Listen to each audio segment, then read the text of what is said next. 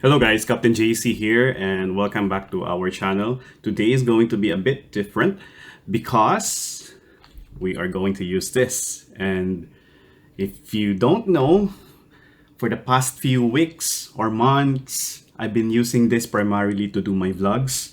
This is the Insta360 One X2. And full disclosure, this particular camera, was sent to me by Insta360. Everything except for this mic, this is mine, and they want me to make a review of this camera.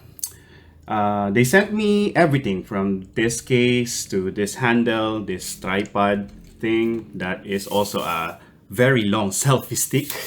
So gagawa natin siya ng review and papakita ko sa inyo kung bakit ito ang pinaka-favorite ko ngayon na setup. Actually, I really don't use this mic a lot because the onboard mic on this camera is already good. But if you're going to film yourself far from this camera, you can opt to use the wireless Go, which I happen to have also.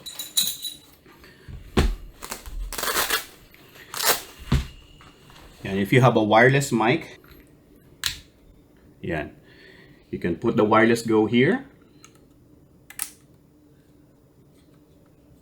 like that, and then put the mic on your chest and you are ready to go. Diba? Ang liit!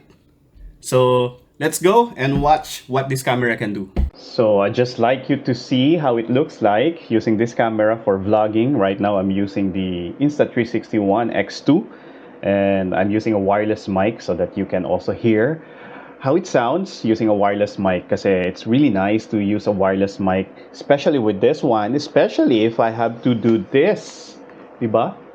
Yan. Even though it's really far from me, but you can still hear me clearly because I have a wireless mic in the Insta360 One X2. I like this camera so much na meron akong dalawa. Well, this one I bought it myself, but this one that I'm holding, where we are vlogging right now, was sent to me by Insta360. So from this moment on until the end of the video, everything will be filmed using this camera. Let's go!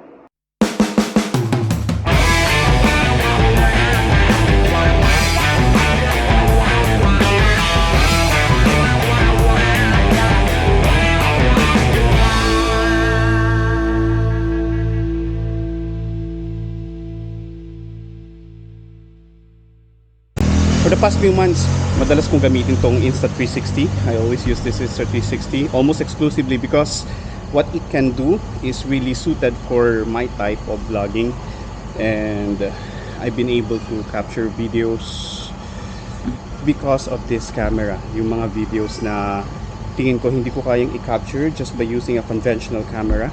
I will not mention any other brands, but by using a 360 camera, I was able to get a lot of angles without me worrying kung saan ko itututok yung camera. So let's go! By the way, I think this is the safest way to capture videos when you're biking or doing moto vlogs or when you're flying. One thing I also like about this camera is the stabilization, because look, it's connected to my bicycle, and even if I get some bumps like that, it's still very stable. So napakaganda niya.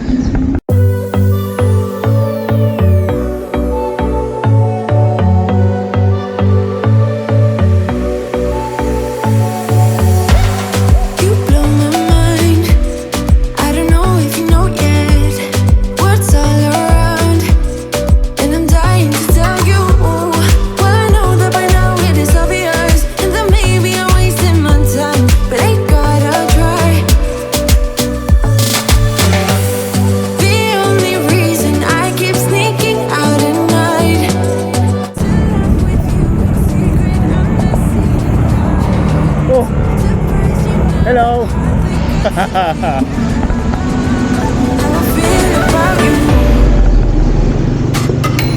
Sa mga nagbabike, hindi tayo yung hari ng daan.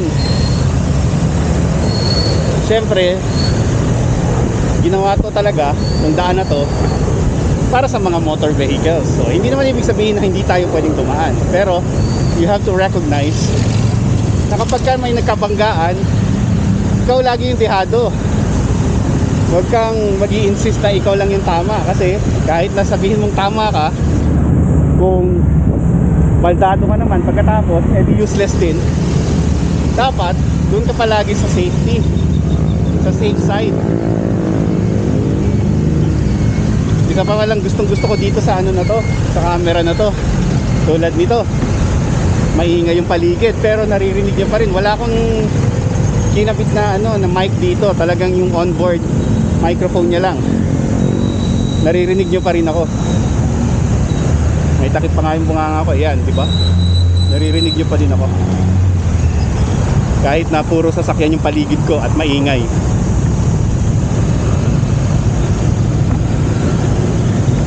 Sundin natin si kuya na traffic enforcer. Mamaya, yung iba nakikita ko diretso lang kasi bike sila, iniisip nila sila yung mas may karapatan eh. Dapat bigayan lang. Yan, si Manong, huwag niyong gagayahin, walang helmet, delikado yan. Safety pa din. Sabi nga nila eh, you might think that safety is expensive, but try having an accident and you will know how expensive accidents can be. Wish me the best of luck. I'm gonna win your love. Coming to get you, dying to feel your touch. Wish me the best of luck. Coming to get you. Wish me the best of luck. Trying to steal your heart. Coming to get you. Okay, lipat tayo sa kabila. Hindi na. Hindi na ako dun. Nervous. No, I've realized that I can't live without you. Alright.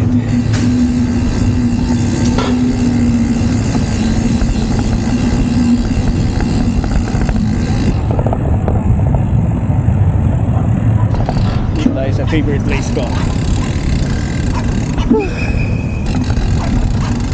Yeah. Alam ko bawal dito mag-bike, kaya lakarin natin.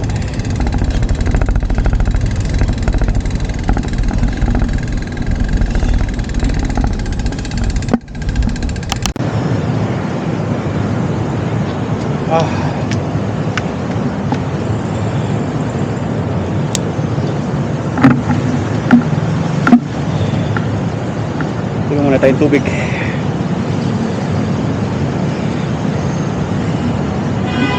Isa to sa mga favorite places kong puntahan. Kasi parang ang peaceful.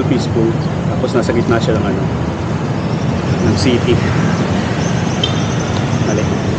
Nabibitin ako pag ganun.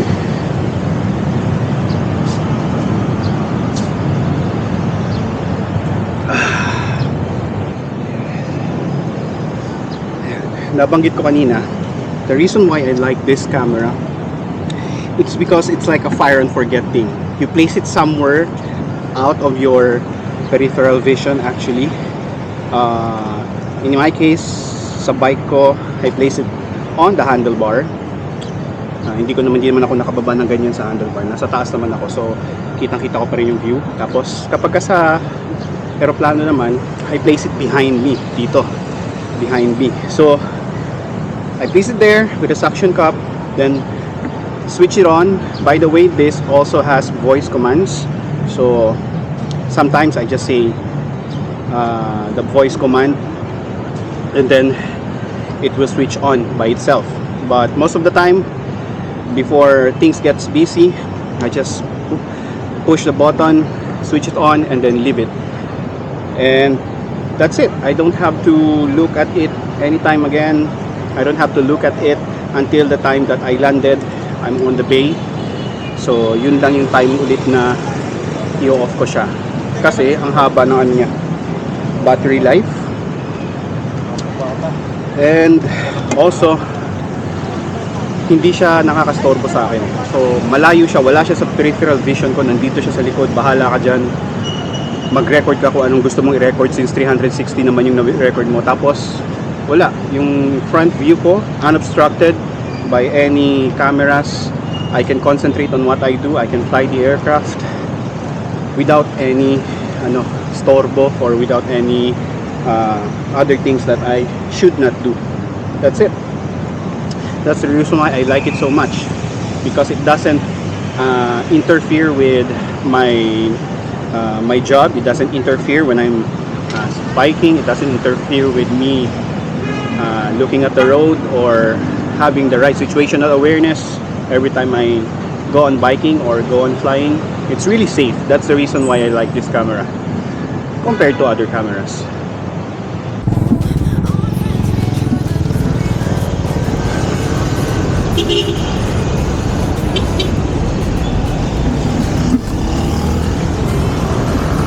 Thank you po.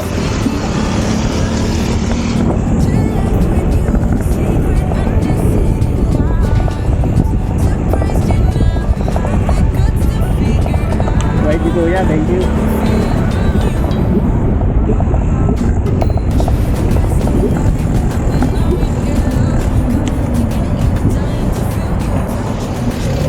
Okay, we are now here at Bikes and Coffee Manila. It's my first time actually going here, pero nakikita ko na siya online. Hindi ko alam, akala ko dun siya sa may Uptown Mall. Dito pala sa may Uptown Parade.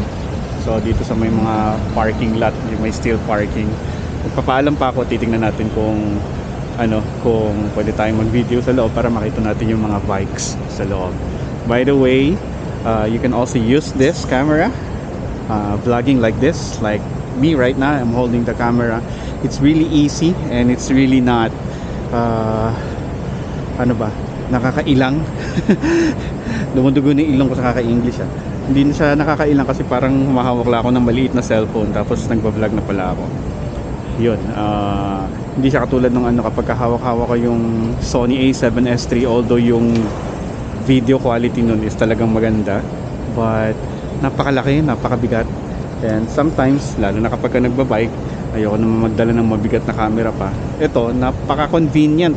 Yan, tinanggal ko na siya doon sa handlebar, and then I'm holding it like this, and then I can vlog and I can show you what's in front of me, what's around me actually, and then I can look at you at the camera and telling you stories that tingnan natin mamaya kung ano yung nasa loob. Wish me the best of luck. I'm gonna win your love. Coming to get you, dying to feel your touch. Wish me the best of luck. Coming to get you. Wish me the best of luck. Trying to steal your heart. Coming to get you. Coming to get you. Coming to get you. I've tried sometimes, but you're making me nervous. No, I've realized that I can't live without you. All my friends reassure that it's obvious, and that maybe I'm wasting my time, but I gotta try. The only reason I keep sneaking out at night to laugh with you in secret under city lights. Surprised you never had the guts to figure out how I feel about you. Wish me the best of luck. I'm gonna win your love. Coming to get you, dying to feel your touch. Wish me the best of luck. Coming to get you. Wish me the best of luck. Trying to steal your hand. Coming to get you. Coming to get you. Kamusta tayo sa bike? Lipad naman. So this is how it looks like when you fly using this camera to record your flight.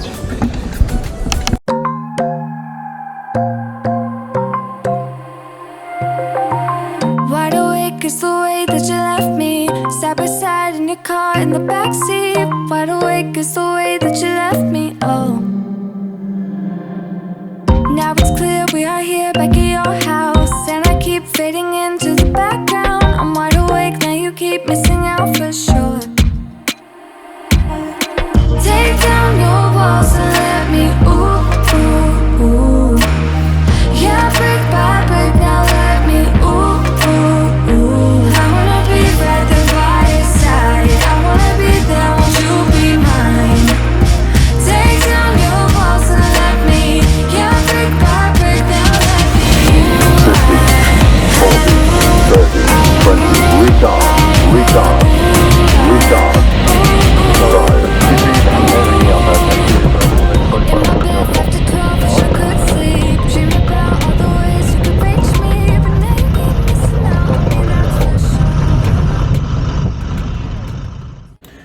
Thank you guys for watching the video. If you wish to buy the Insta360 One X2 or their latest, the Insta360 One RS, I hope Insta360 will also send that one to me.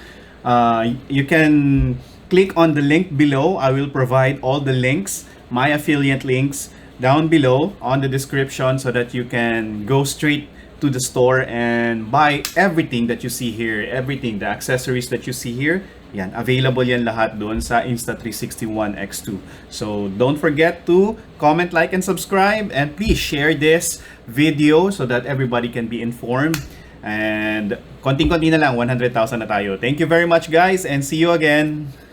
Bye! Take down your walls and let me